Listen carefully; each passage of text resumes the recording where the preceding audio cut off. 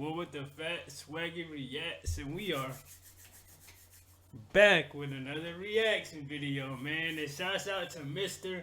Ballen. Now I know y'all. I'm a day late or 2 days late. Now, so y'all know normally, like, I be dropping as soon as Mr. Baller, I'm like, drop his content. But y'all know Sunday is pretty much my day off. I get to spend with my family, you know what I'm saying? And just pretty much, vibe out on Sunday, you know what I'm saying? But we back today, man. So, of course, I got to give you guys the content, man. Today, we're going to be checking out, I'm like, boy thought he saw a ghost. The truth is much worse. So like, share, comment, subscribe, man. Like, shouts out to Mr. Baller for giving us these dope content. If you're fans of Mr. Baller, man, go ahead and hit that subscribe button, man. Like, and tune in with us, man. We got plenty of Mr. Baller content up here, man. So go check those other videos out, man. So without further ado, man, let's go ahead and check this thing out. Let's get this video here to, I think y'all know, 200 likes. Let's get it. Let's get it. 1998, in 1998, a young boy saw something terrifying out of a window in his house in the middle of the night, but after telling his mom about it, she looked around, didn't see anything, and so told him, you know what, you probably just imagined it. However, years later, that boy and his mother would learn he had not just imagined it. It was very real. But before we get into today's stories, if you're a fan of the strange, dark, and mysterious delivered in story format, then you come to the right place because that's all we do, and we upload once or twice every week. So if that's of interest to you, please spend a nice long day at the beach, and then afterwards make a special trip to the Like Button's house so you can shake out your towels directly into one of their open windows. Also, please subscribe to our channel and turn on all notifications so you don't miss any of our weekly uploads. All right, let's get into today's stories. I'm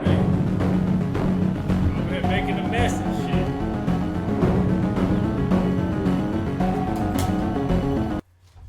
Dang, I'm over here just messing up. I'm just all over the place. Hold on, gang. I got y'all. Sorry. Jesus. Come on, I'm just all over. Cranbrook, which is a small, snowy town in British Columbia, Canada, used to be a place no one had heard of. Then Isaiah Otieno changed that. In 2006, an 18-year-old smiling young man named Isaiah Otieno stepped off of a plane in Cranbrook and began making his way toward the baggage claim. As he walked, everyone in the airport stopped and stared up at him. Isaiah was 6'9" tall, and he was from Kenya, making him easily one of the most unique people in all of Cranbrook. Isaiah, who was the son of a Kenyan politician, had worked really hard to earn his slot at the local university called the College of the Rockies. His plan was to use that degree to get a great job so he could help support his family back in Nairobi. Not long after the first semester of Isaiah's freshman year had started, he was not only flourishing academically, but also socially. His big smile and his charm and his incredibly good manners had earned him many friends, as well as the nickname the Gentle Giant. But the person Isaiah most closely bonded with while he was in Cranbrook was another student named Isaac Hockley. Isaac, in addition to being a student at the College of the Rockies, was also a passionate photographer and actually worked part-time for the local newspaper as a freelance photographer. Isaac and Isaiah had briefly met in late 2006 at their campus's billiard halls when they were both playing pool, but that interaction had not made them friends. What had cemented their friendship and made them very, very close was one night in early 2007, Isaiah had gotten a job as a bouncer at a local bar because he's 6'9", and so he was the bouncer. And Isaac had come to that bar, not to see Isaiah, just to go to the bar. And so Isaiah's at the front, he's checking people in, and then he hears this commotion in the bar behind him, and he turns and he sees Isaac is getting attacked by this huge guy that's way stronger than him, who looked like he was the aggressor in the fight. And so without any hesitation, Isaiah turns and just starts galloping into the bar. He's leaping over chairs, he's leaping over tables, and he jumps into the fray, and he fought off Isaac's attacker. And so after the dust settled, Isaac was so thankful for Isaiah, even though Isaiah kind of downplayed it and acted like it was no big deal. But either way, the experience... Yeah, but he's like a bouncer though, so he does that, well, I'm pretty sure with intoxicated people, and like it's not his first fight that he broke up to. I mean, he broke up, so obviously like it's not gonna be a big deal. But for or the guy that got attacked, it is though. You know what I'm saying? Because it could have got bad for him. Even though Isaiah kind of downplayed it and acted like it was no big deal. But either way, the experience totally bonded these two very different people, and after that, they became totally inseparable. Over the next couple of semesters, the pair would often go off on long rides outside of Cranbrook into the mountains and the forests, and they would just chat. Isaiah would talk about what it was like to live in Kenya and how he was really here to try to be successful like his father, and Isaac would talk to Isaiah about his passion for photography and what it was like growing up in Canada around Cranbrook. On one very memorable drive, the pair were driving at night along this kind of winding road that went through a forest when all of a sudden a moose leapt onto the road and blocked their way. And so Isaac at the last second had to swerve to avoid the moose. But ultimately, they did not get into an accident and it was just a close call. So Isaac was totally fine. He had kind of recovered within seconds of getting past the moose. But Isaiah, who was in the passenger seat, was totally shaken up by it. And when Isaac started talking to Isaiah about why he was so shaken up, because after all, they are fine, they did not get into an accident, Isaiah would admit that he wasn't shaken up because they almost got into an accident. He was shaken up because he saw a moose. He didn't know moose existed, and so seeing this enormous creature suddenly in the middle of the road right in front of them just had totally spooked him. And so after this, Isaac loved to bring this story up as a way of kind of making fun of Isaiah for his fear of moose, but it was totally in a loving way, and Isaiah would always laugh right along with him. But despite how well everything was going in both Isaiah and Isaac's lives to that point, everything would come crashing down in 2008. On May 13th, 2008, so 2 years after Isaiah showed up in Canada, Isaac got a phone call from his employer, the local newspaper, who told him he needed to head into town to take some pictures of a crash that had just happened. A helicopter had been flying over Cranbrook conducting a power line survey when they had lost power and crashed. And all three people, the pilot and the two people in back who were actually doing the survey, they all died on impact. Isaac, like everybody else who heard about this, was totally shocked. One, because it was totally tragic and horrible, but two, because nothing ever happened in Cranbrook. So to have something so big like this happen right downtown was just unheard of. And so Isaac hopped in his car and he began making his way towards the crash site. And it didn't take long before he saw this massive ring of people right at the intersection between 10th and 14th Street. They were all on the sidewalk and up on buildings, and everyone's just looking in towards this massive mound of jagged metal that was on fire, and all this black smoke was coming off of it, and there's ambulances nearby and police, and the fire department was there, and they're trying to put out the flames, but they can't do it. And so Isaac parks his car and he rushes over to this ring of people and he works his way towards the front.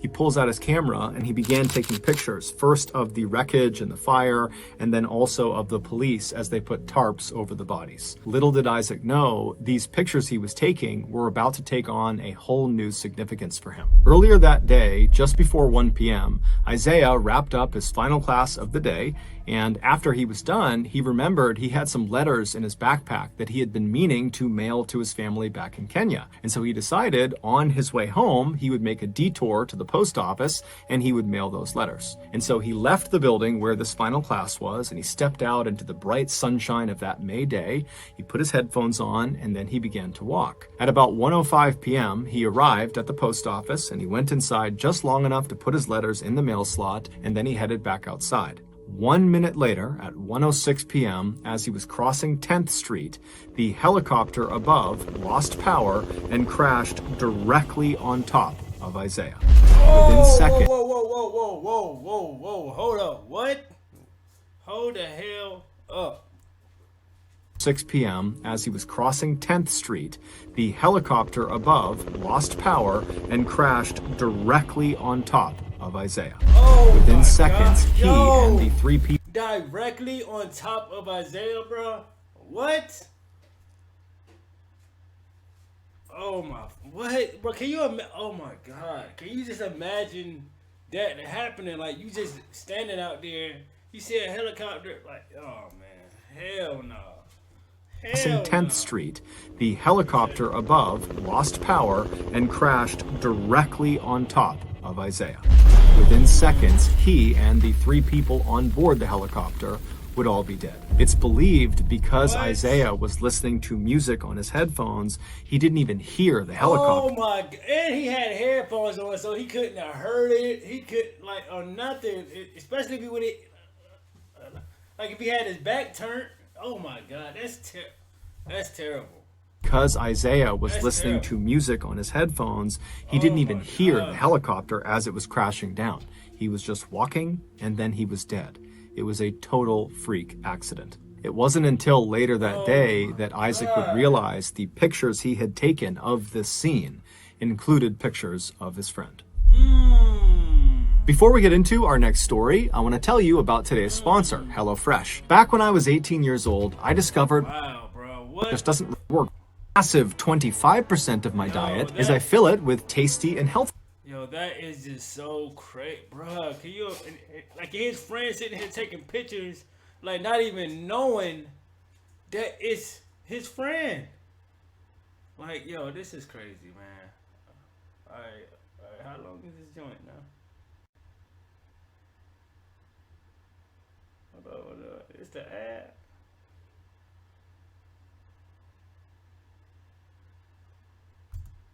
Foods like however the follow fresh whatever you're going to do that so much. And 3 surprise on a warm Damn, bro, how long is the ad? summer night in 1998, a 7-year-old boy. On a warm summer night in 1998, a 7-year-old boy named Tyler Florian fell asleep watching TV on his living room couch. Tyler lived with his parents as well as his older brother, Will, who was 10 years old, in a modest 2-story home in a rural neighborhood in West Virginia. That night, Tyler's father, who normally tucked the boys in at night, was out for work. And so after Tyler fell asleep, it was his mother who gently woke him up and encouraged him to head upstairs to his room. And so Tyler, he gets off the couch and he's groggy and he makes his way over to the stairs. He climbs up the stairs and he turns right and heads down the hallway to his room. He goes into his bedroom, he climbs into his bed, and then he falls asleep. In order to understand what happens next, you need to have a good understanding of the layout of the second floor hallway. That hallway stretched from the front of the house all the way to the back of the house. And at either end of this hallway were doors that led outside of the house, and these doors had big windows on them. The front of the house, that door, if you walked out it, you'd be walking out onto a balcony that overlooked the front yard of the property. But if you walked out the back door of this second floor hallway, you would not be walking onto a balcony. You would not even be on the second floor. You'd be basically stepping into the backyard of the house. And the reason for this is because the house was built into a hill. And so the back half of the house is literally underground. It's in the hill. And so there is no door on the lower half of the house because there's just earth behind the door. And so it's that second floor doorway at the end of the hall that serves as kind of like the exit to the backyard of the house. So with that in mind, Tyler, he gets upstairs, he goes to his bedroom, which is towards the front half of this hallway, and he falls asleep. And then only about an hour after falling asleep, he wakes up to the sound of someone using the bathroom. Tyler's bedroom was positioned right across the hall from the bathroom, and his door was open. And so Tyler's laying on his bed, he opens his eyes, and he's looking through his open door at the bathroom. And the bathroom, the door is shut, but he can see there's light coming out from underneath the bottom of the door, so he knows someone's in there. And so Tyler's just laying there watching whoever is in there. He's assuming it's his brother, who has a habit of going to the bathroom in the middle of the night. And so he's just kind of watching, and then at some point he hears the flick of the light as it's turned off, and he sees the light disappear from inside of the bathroom. The door swings open, and sure enough, it's his brother who steps back into the hallway. His brother looks into Tyler's room, but doesn't attempt to interact with Tyler. Instead, Will just turns and walks back down the hallway towards his bedroom. And so as Tyler is listening to the sound of his brother's footsteps fade down the hallway, he closes his eyes again and prepares to go back to sleep. But as he's laying there with his eyes closed, he can tell that his brother has stopped short of his bedroom and has turned around and is now walking back up the hallway towards the bathroom and towards Tyler's room. And so Tyler opens his eyes again because he knows his brother is about to be right in front of his bedroom, and he's thinking, okay, maybe he forgot something in the bathroom. And so Tyler decides to just watch to see what his brother does. And so sure enough, Will walks all the way up until he's standing right in front of Tyler's open door. But instead of going into the bathroom, Will walks into Tyler's room. And right away, Tyler sits up and says, hey, what are you doing? What's going on? And his brother, he pauses for a second and he begins to say something that sounds like he saw something out there, but he's hesitant. He doesn't really know how he wants to frame the thing he wants to say. And so Tyler's like, come on, what are you doing? It's the middle of the night. What's going on? And finally, Will just blurts out, I keep seeing a man wearing stripes at the end of the hallway. And so Tyler, he hears this and he can't compute what he's being told. And so he just says, what? What are you talking about, Will? What did you see in the hallway? And Will would say again, I keep seeing a man wearing stripes at the end of the hallway. I've seen him a couple times in the last couple of days. I go to the bathroom, and then when I start walking back, I see him outside the back door in our backyard. And so Tyler is so scared because his brother does not sound like he's making a joke. His brother sounds like he's telling the truth. And just the fact that his brother can't quite find the words to describe what he saw made it seem even more real. And so Tyler, he gets out of bed and he says, Will, we got to go tell Mom.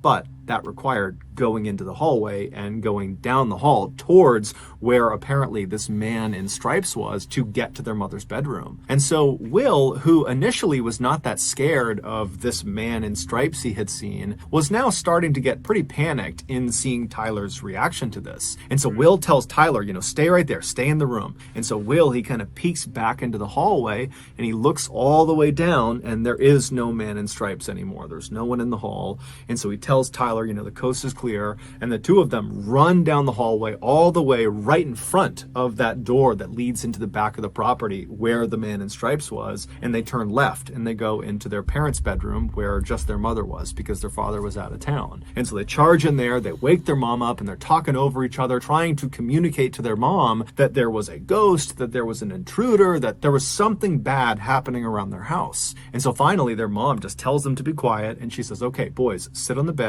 I'm gonna go have a look around the house. And so the two boys do as they're told. They sit on the bed, and their mom leaves the bedroom. She goes into the hallway, and she looks immediately to her left where the man in stripes supposedly was, and she doesn't see anything. She just looks out into their backyard. There's nothing there. She looks down the other direction, out the front of the house, doesn't see anything. She walks all around the house. She goes outside. She looks everywhere, but she doesn't see anyone or anything. And so eventually she comes back inside the house. She goes up to the second floor. She goes back to her bedroom, and she tells her boys, look, you probably just spooked yourselves. There is no man in stripes. You're totally safe. You're totally fine.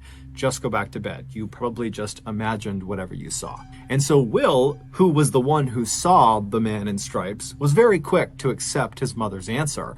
It actually seemed like it was a relief to have somebody tell him that what you had seen wasn't real. And so he very happily went back to his bed and he fell asleep. But Tyler, who had not seen the man in stripes, but had a very intense reaction to hearing his brother describe it, could not accept his mother's answer. It just totally freaked him out because his brother was always joking around about stuff, but this did not feel like a joke. This felt very, very real. But over the course of the next couple of days, weeks, months, years, Will never claimed to see the man in stripes again, and so pretty quickly, Tyler forgot about it. Fast forward 11 years to 2009, so Tyler is now 18 years old, and he and his mom were out in the car running some errands. And as they're driving around, they were just chatting about all sorts of different things, and at some point they began talking about one of their beloved family pets, a dog named Max that they had when Tyler was really young. And so as they're kind of swapping stories about all the goofy things that this dog did, Tyler's mom suddenly says, hey, Tyler, do you remember the time that I opened the front door to let the cops into the house, and Max came bounding into the house, and he went right into the kitchen and he ripped open all the food? And Tyler's looking at his mom like, wait, when did the cops come to our house? When did you open the door to let the cops come into our house? And as soon as Tyler said this to his mom looked at him as if she had just given away something she hadn't meant to. And then she kind of relaxed and said, you know what? I never got around to telling you. Now that I'm thinking about it, you and your brother were asleep and you didn't even know this happened.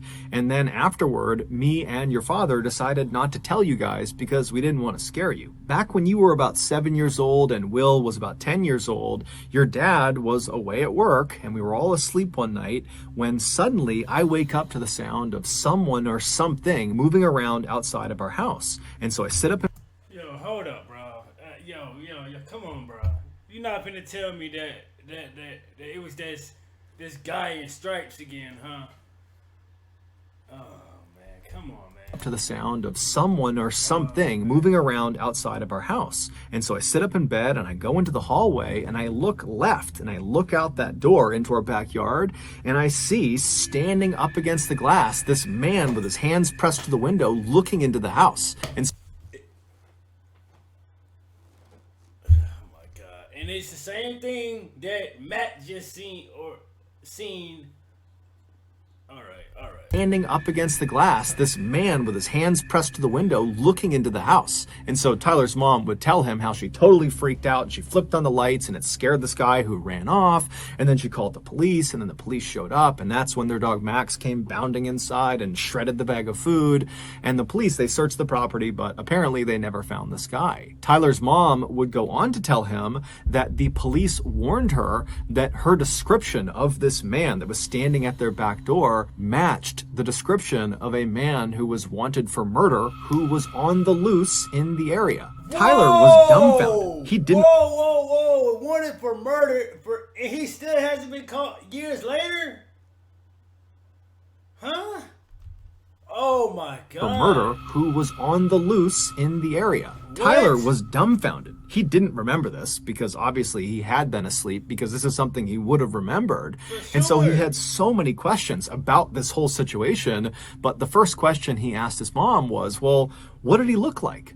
And his mom said, well, you know, he was tall, he had dark hair, he had blue jeans on, and oh, you know what? He had a striped shirt on. It would turn out for a couple of days in the summer of 1998, this suspected murderer who was on the run from police had apparently been hiding out on Tyler's family's property.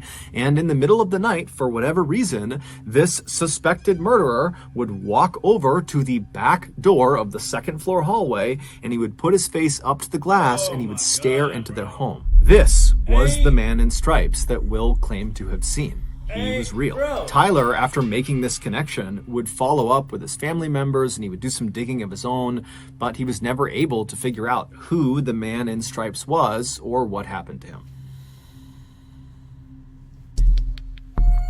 Yo, so you mean to tell me it was all real and he's possibly still out there till this day? Like, that's oh my God, bro. And they can still be literally doing that to their family. He can still be doing that like to their family like to this day right now. Like, what?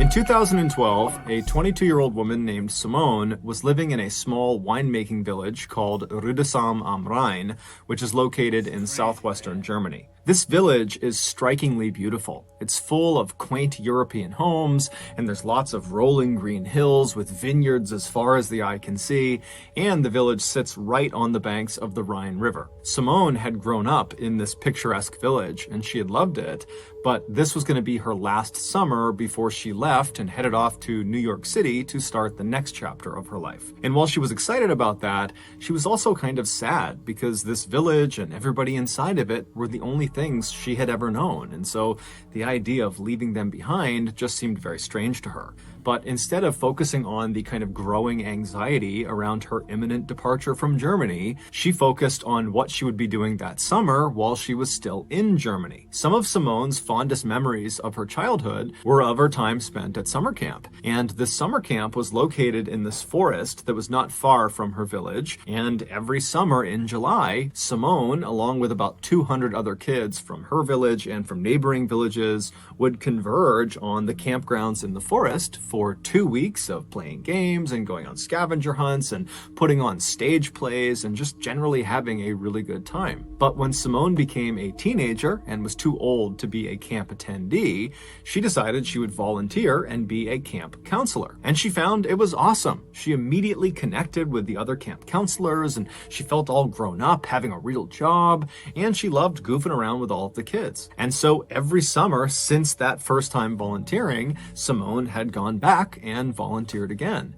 And this summer was no different. So, in mid-July of that year, Simone packed up her things and she headed off to the forest. The way this camp worked was the 200 plus kids that were attending the camp, they would get dropped off in the mornings each day by their parents, and they'd play and run around all day. And then in the late afternoon, their parents would come back and pick them up. So none of the kids were sleeping over at the camp during these 2 weeks. However, the 30 plus counselors, they would just stay at the camp for the full 2 weeks. They would just sleep in tents out in the forest. Technically, the reason they did this was to make sure they had enough time in the morning to prep the campgrounds for the kids, and then also in the evenings to have enough time to clean up and kind of have it ready for the next day. But in reality, Simone and the other counselors all knew that the camping out in the forest was the best part of the volunteer experience. After all the kids went home for the night, all of the counselors would finish up all of their duties and then rush off into the forest where their tents were and where there was a fire pit,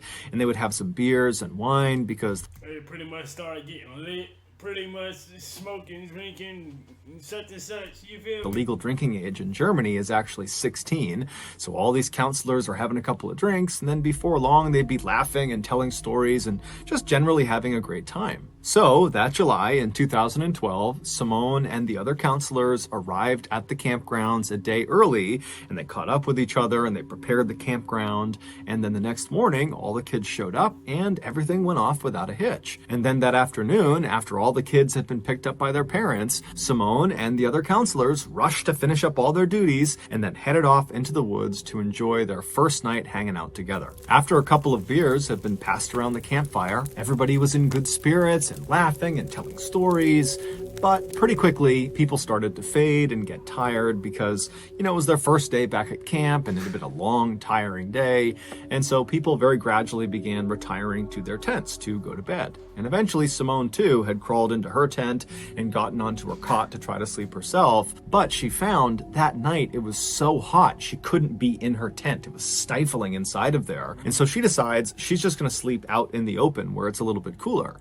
And so she picks up her fold-up cot and she brings it out into the open, and she sees there are several other counselors who have done the same thing. And so she puts her cot down next to one of her good friends who's already asleep in her cot, and then Simone climbs into her cot, she gets under her covers, and she tries to fall asleep. But for the next hour, Simone just tosses and turns, she can't get comfortable, and by that time, everybody else has completely passed out. So it's just her, she's counting down the time until she has to get up again to start the next day, and so she's getting stressed about that. But eventually, she would fall asleep. However, she would immediately be thrust into one of the most visceral and intense nightmares she had ever had in her entire life. In her dream, she opens her eyes and she looks out in front of her, and it's this desert city, and there are hundreds of people all in front of her, just standing there looking up at her. And then she notices on her left and on her right are these two men, these big, huge men that are both working on something behind her. She doesn't really know what it is, but they're obviously busy doing something. And she kind of glances up at one of them and she notices he's holding something that looks like a wreath, like a holiday wreath you would hang on your door. And so Simone looks away from the guy with the wreath and just looks back out at this huge sea of people, which is totally bizarre because no one's moving, no one's making any sound, they're just staring at her. And then she feels this shooting pain in the top of her head. The man who was standing on her right was not holding a holiday wreath. He was holding a crown of thorns, and now he, along with the guy on the other side of her, were working together to press this crown of thorns into her head. Oh my God! What? Oh, a crown! Oh my God! A crown of thorns, and they pressing it inside her head right now? And so Simone is feeling the thorns being pressed deeper and deeper into her scalp. And she tries to fight them off, but she realizes she can't move. She can't even turn her head to look at them. She can only see them out of her periphery vision. And then she tries to scream out for help to someone in the crowd to come help her. But when she opens her mouth, no sound comes out. And so as she's sitting there, all she can do is stare straight out ahead of her as the pressure of these thorns are driven deeper and deeper into her skin. And then at some point, blood begins dripping down in front of her eyes, and around that point, the pain became so blinding, so awful, that it woke her up. And as soon as she woke up, she shot up and she reached for her head to make sure there was no crown of thorns on her. And as she's doing that, she's thinking, okay, phew, it was just a dream. That was just a horrible dream. I'm in this forest. Hey, listen, I'm not even gonna lie to y'all, bro. Like I've had that so many times, bro, to the point, bro, I've had a bad nightmare to the point I'm waking up sweating like crazy. I'm over here scared because I thought it was real. Like, bro, tell me I'm not the only one that been through that, bro. Like, if you guys been through that, let me know down in the comment section, man, because that's some scary-ish, bro. Bro, I'm telling y'all, man. And like, I've also had dreams for where I dreamed it, and then I actually seen it, like, you know, in real life, like deja vu type of thing. Know what I'm saying? Like, yo, it's crazy. Like, again, like, if you guys ever been through this, like, let me know down in the comment section, man, or hit me up on social media. We can talk about it, man. I'm definitely interested in hearing about your like nightmare, like what did you do after the fact, all that. But this is getting crazy. That she's thinking, okay, phew, it was just a dream. That was just a horrible dream. I'm in this forest. I'm good. I'm safe. And as she's kind of patting on her head, she's realizing her head is wet. And as she's touching her head, she's realizing it hurts. There's a stinging pain in her head. And then she realizes it's not just a stinging pain, it's a throbbing, intense pain all over her head. And so as she's kind of having this realization that her dream is now kind of segued into her real life, she looks out ahead of her and she sees off in the distance in the tree line, something is running through the woods. She can't tell who or what it is, but she makes a mental note that there is someone running away from them. But this pain in her head has gotten so intense that she can't focus on anything else. She can only focus on the pain. And as she's thinking about how much her head hurts, she screams in pain. And the girl who was laying next to her that had been asleep, she wakes up to the sound of the scream, but it's totally pitch black. She has no idea what's going on with Simone. And so this girl, she sits up and she's trying to get Simone to tell her what's going on, but Simone has no idea. She's totally frantic. She can't really make sense of what's happening. And so this friend, she reaches down and she picks up a flashlight, she turns it on, and she aims the light at Simone, illuminating her head. And when this friend sees Simone's head, she starts to scream. Seconds later, the rest of the counselors that had been sleeping out were awake, and they were rushing Simone, who was now shaking and vomiting. Bro, don't tell me this shit was real, bro. Like, what is going on right now, bro? Over to one of the staff vans, and then 15 minutes later, they had driven her to the emergency room. It would turn out, after Simone had finally fallen asleep and she began having that really intense dream about a crown of thorns being dug into her scalp, well, in reality, something was digging into her scalp, and it was kind of manifesting itself in her dream. And what was digging into her scalp was the jaws of a fox. This fox had snuck in. Whoa! What? How a fox even get in there? What the? Oh my God, dog. And like, what about the friend? Like, wasn't the friend in there too? Like, she didn't get touched or nothing like that, but a fox got in to start.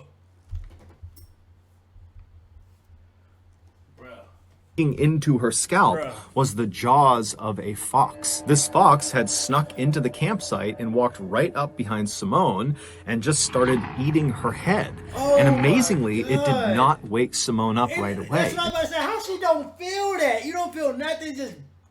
But again, it's happening in her dream, and it feels like, yo, this is crazy, bro.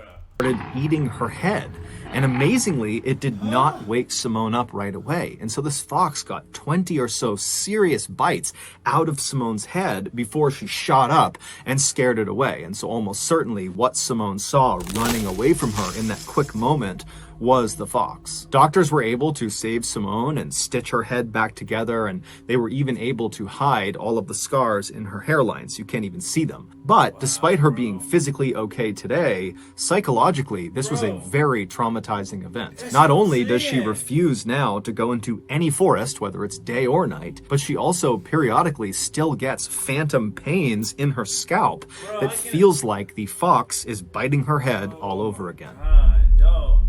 So that's gonna do it, guys. And dog, like, I'm just saying, bro, like, she's definitely traumatized for life for that, man. And like, bro, like I told y'all, we've been, like, I've had, again, like, like dreams where it literally felt real. Like thank God it wasn't, but it was just like, bro, like can you just imagine if it was though? Like you going through that type of pain or like, like bro, like, I can tell you about this one dream I had, bro. I was just walking down the street one day and like it just started raining damn snakes. Y'all know how I feel about snakes.